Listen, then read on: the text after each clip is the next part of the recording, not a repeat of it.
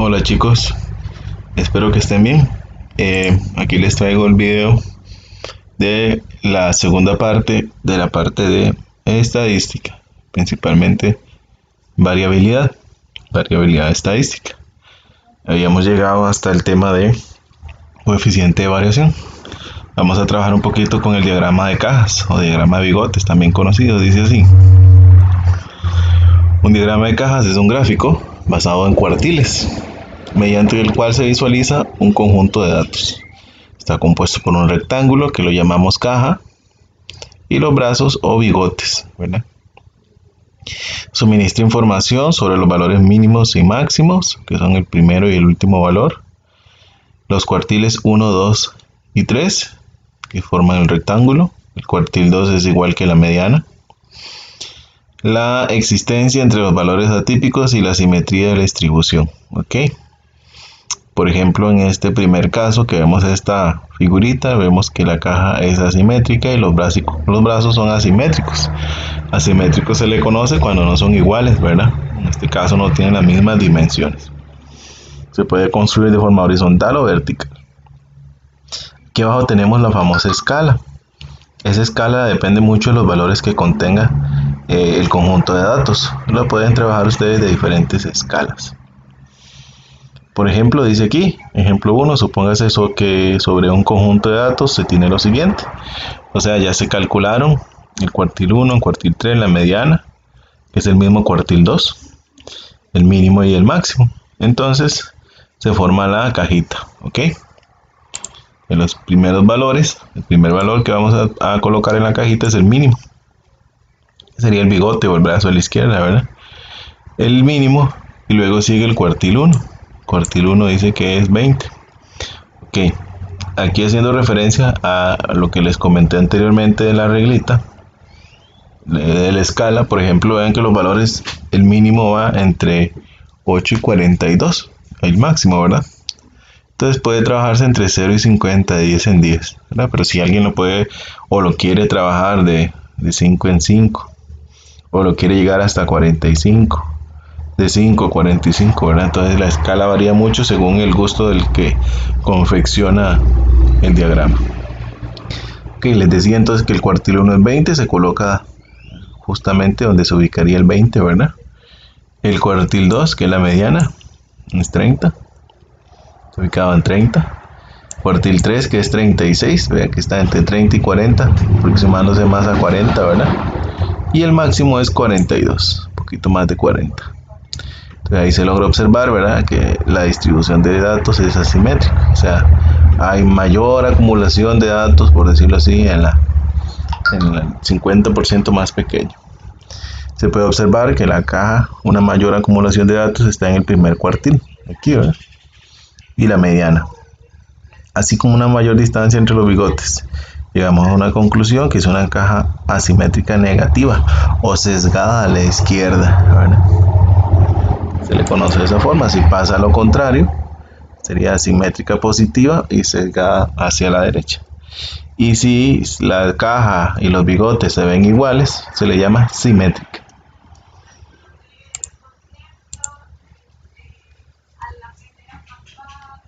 Ok. Aquí vamos a hacer la construcción. Vamos a hacer el primer ejercicio. Resuelva en su cuaderno los siguientes ejercicios. Elabora una caja con los datos. Dice que los datos son las calificaciones de 2 estudiantes de una prueba estadística. Ok, entonces primero empezamos con los datos. ¿Cuál es el más pequeño de los datos? Pareciera que es el 50, ¿verdad? Entonces podemos decir, vamos a hacer una reglita que se ubique, dice, vamos a tomar los datos por acá. Decimos que el mínimo es 50, ¿verdad? Y el máximo, buscamos el máximo, pareciera que es 75, ¿verdad? Okay, siempre es bueno revisar bien los valores porque recuerden que en estadística La materia prima de la información son los datos. Si fallamos en alguno, tenemos problemas. Ok. Voy a ordenarlo para un mejor trabajo. Por ejemplo, aquí iría entonces 50 de primero. Ordenarlo aquí arriba. Segundo sería, vamos a tacharlo para no volver a usarlo, 50. Después nos tiramos a 57, no, 56 que está acá. 56 es el segundo dato. Después ahora sí 57.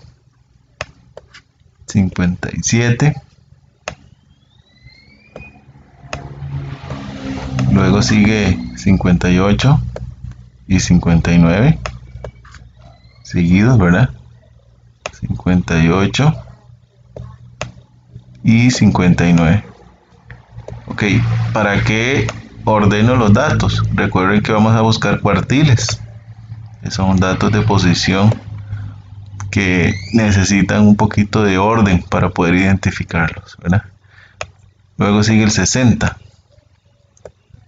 Igual tienen el uso de la calculadora. Vamos a hacerlo de las dos formas para que ustedes manejen las dos formas. Después de 60 sigue 62. 62. Luego sigue 64. 64. Luego sigue 66. Luego sigue 66. Y 68. Vean que los datos tienen poca distancia entre ellos, ¿verdad? 71 y 75.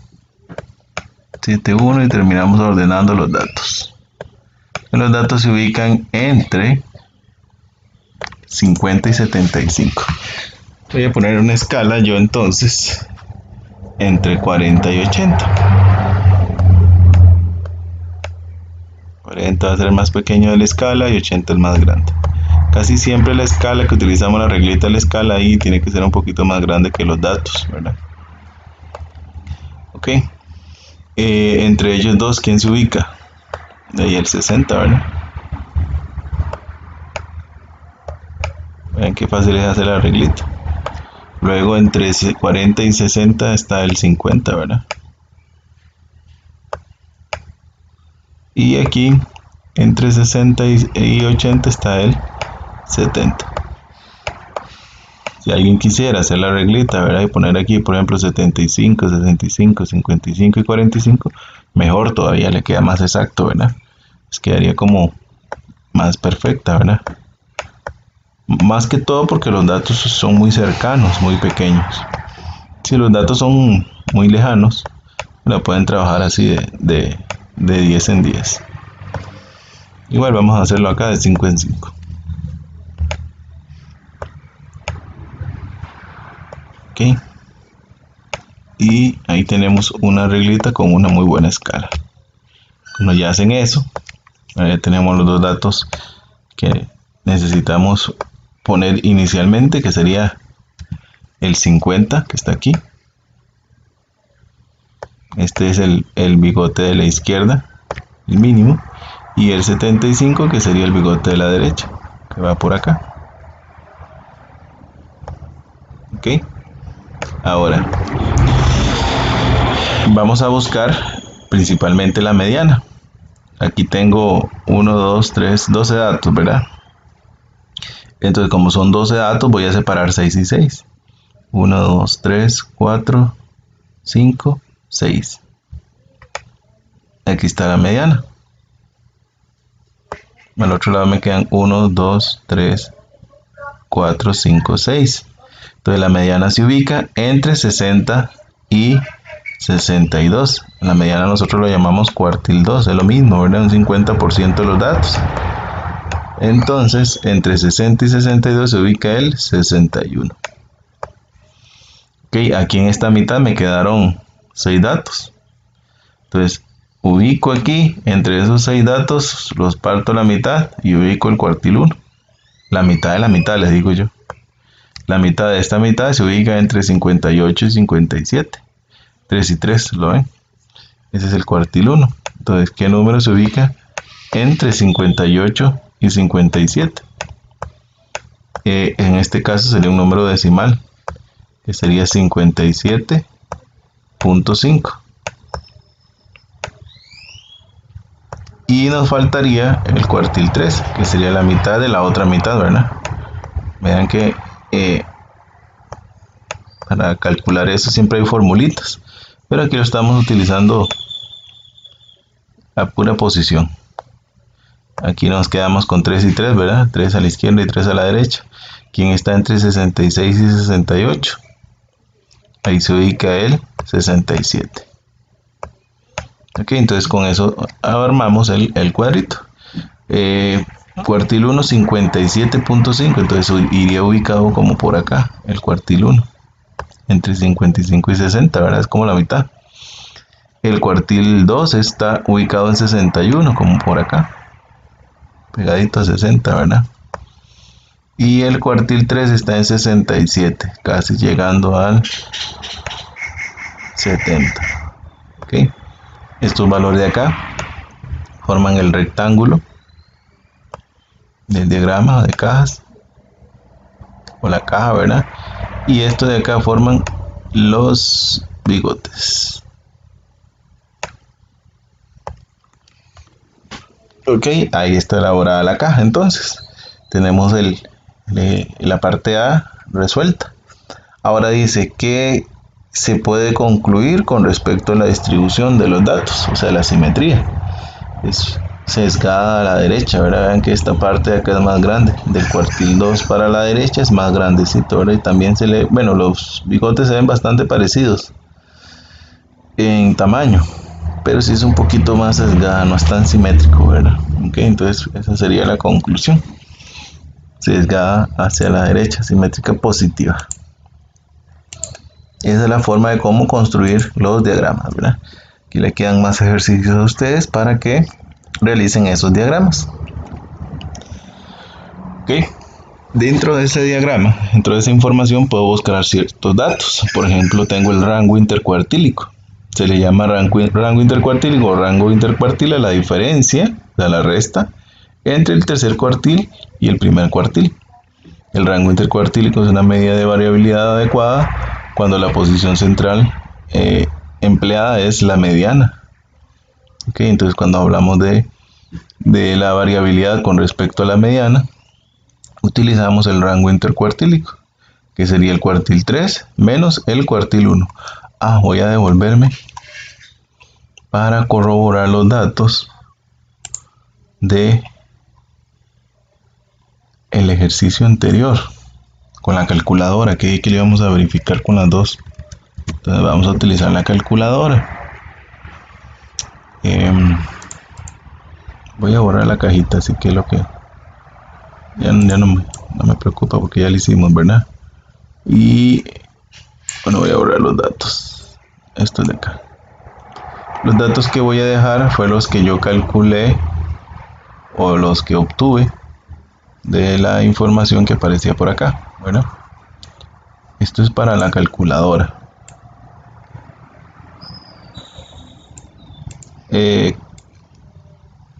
Y aclaro que es solamente para la calculadora nueva, esta que está acá, ¿verdad? Ok, entonces en la calculadora nueva viene el modo estadística,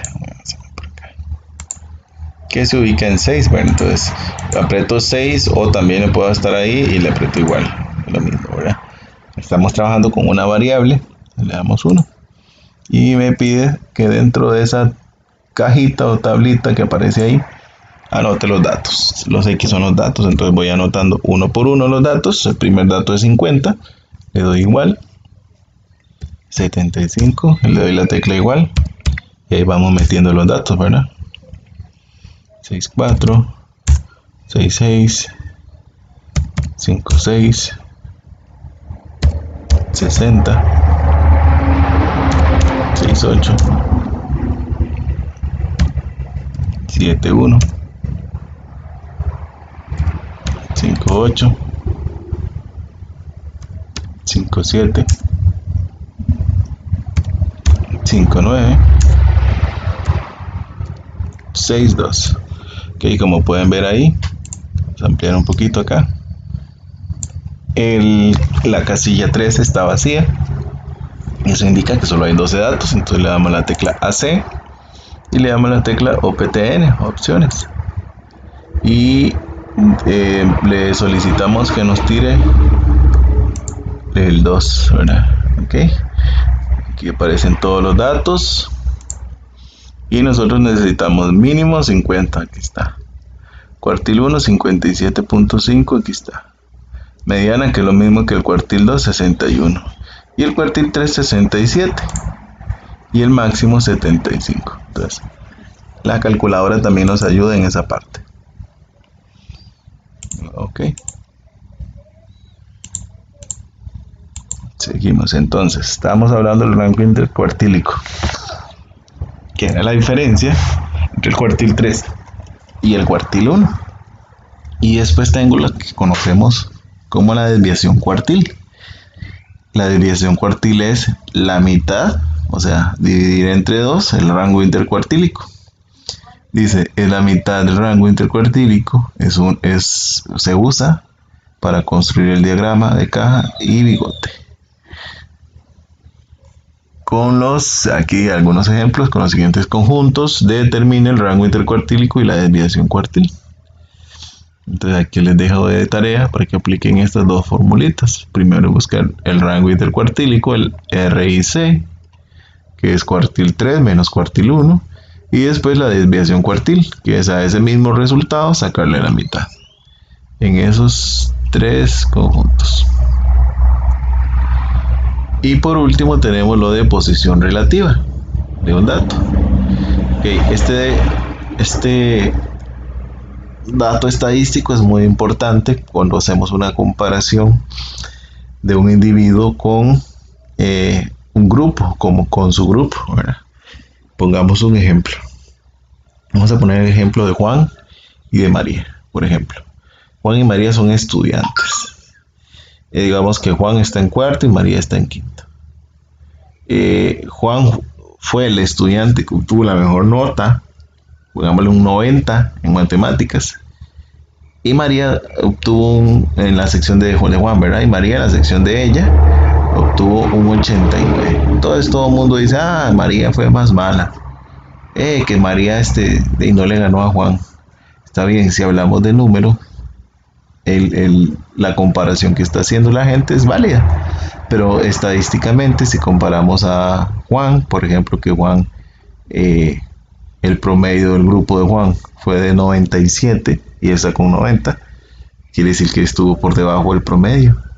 Y el promedio del grupo de María fue de 85 y ella tuvo 89. Entonces la mejor fue María, ¿verdad? Porque estuvo por encima del promedio, ¿verdad? Entonces hay que trabajar este dato, la posición relativa de un dato, de una manera no tan calculista, sino también muy analíticamente, ¿verdad? O sea, hay que analizar la información.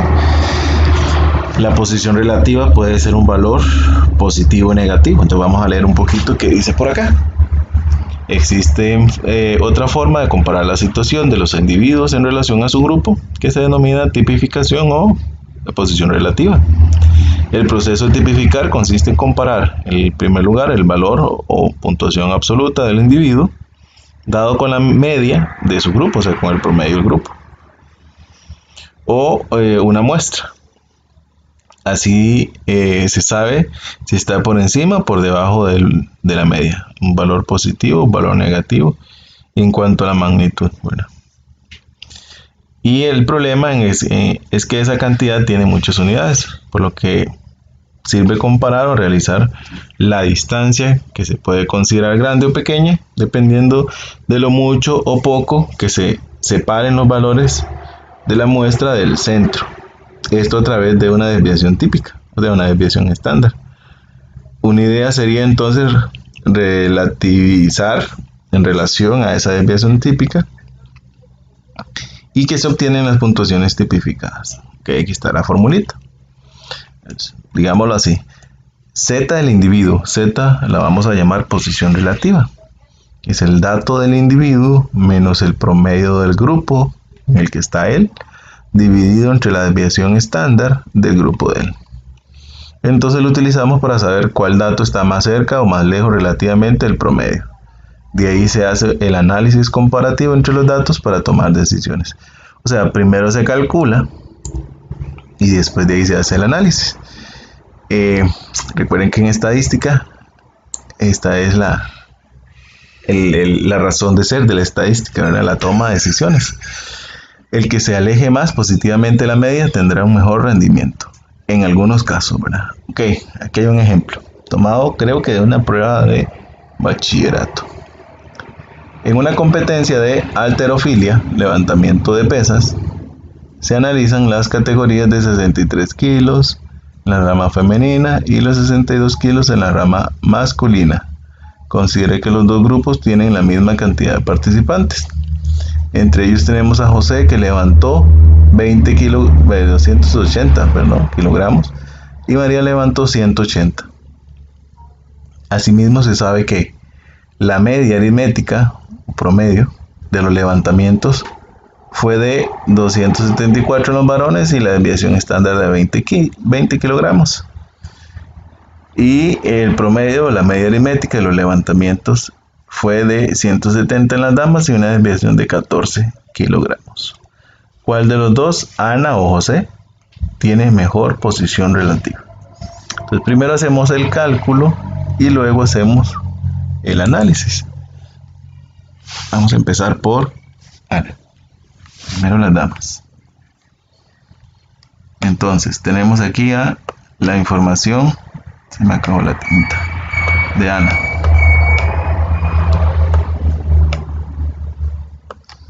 Ok, vamos a calcular la posición relativa de Ana.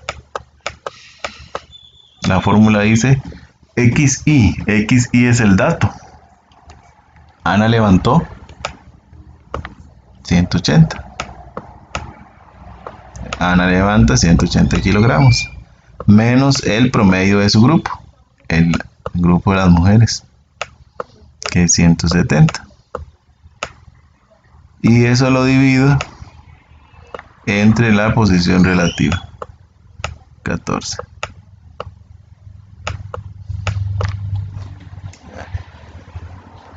Ok, eso equivale como a, vamos a ver, como a un séptimo. Dice así, menos 1 para salirme de estadística. Lo calculo normal, una resta y un cociente normal, 180 menos 170 dividido entre 14. 5 séptimos equivale a 0,71. Ese es el valor de la posición relativa de Ana, entonces 0,71 o 0,7. No, voy a dejarlo con 2 decimales por aquello que los datos sean muy cercanos, ¿verdad? Y ahora vamos a trabajar con José. Ok, José, el hombre dice que tengo la posición relativa de él, que sería lo que él levantó. José levantó 280 kilogramos. 280. Y la posición relativa del grupo de varones es de 274. Ajá, estuvo por encima del promedio, ¿verdad? El promedio del grupo, perdón, fue de 274. Y la desviación fue de 20. Ok. Entonces, nos vamos de nuevo para la calculadora. Sacamos la línea y hacemos la operación.